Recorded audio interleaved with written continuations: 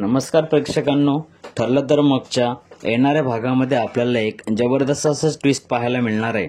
तर आज असतो अश्विनचा वाढदिवस। त्याची सगळी तयारी सायली, अर्जुन, कल्पना आणि प्रताप यांनी केलेली असते।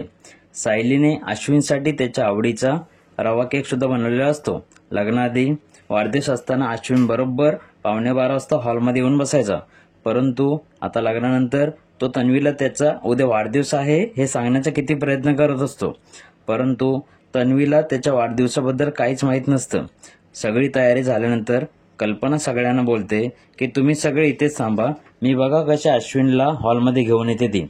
त्यानंतर कल्पना जाते अश्विनच्या रूमजवळ आणि रूमजवळ जाऊन ती त्यांचा दरवाजा जोराजोरात वाजवते।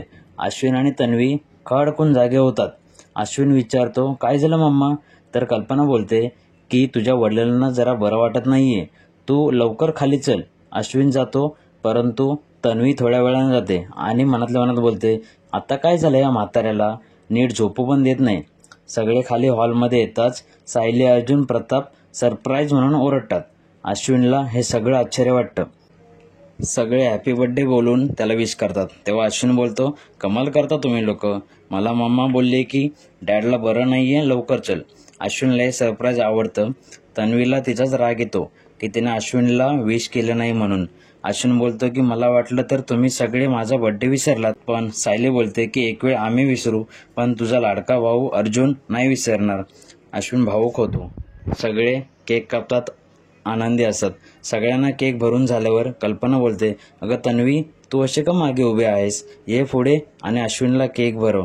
अश्विन बोलतो की काही गरज नाही मम्मा, तिला तर माझा वाढदिवस पण लक्षात नाहीये। त्यानंतर तन्वी बोलते, अरे तुझा वाढदिवस माझ्या लक्षात आहे, मी तुला काल बोलले होते ना की माझं एक पार्सल येणार आहे म्हणून, ते पार्सल मी तुझ्यासाठीच मागवलं आहे, माझ्या लक्षात आहे तुझा वाढदिवस। तन्वी असं बोलते की अरे अश्विन, तुझा वाढदिवस माझ्या लक्षात आहे, मी असंच खोटं बोलत होती। तर अर्जुन बोलतो की तुझी ही सवयच आहे खोटं बोलण्याची। त्यानंतर कल्पना बोलते की आज वाद नको, भांडण नको। तर त्यानंतर मग अर्जुन बोलतो की मम्मा, भांडण तर होणारच। तर सगळे आश्चर्यचकित होतात।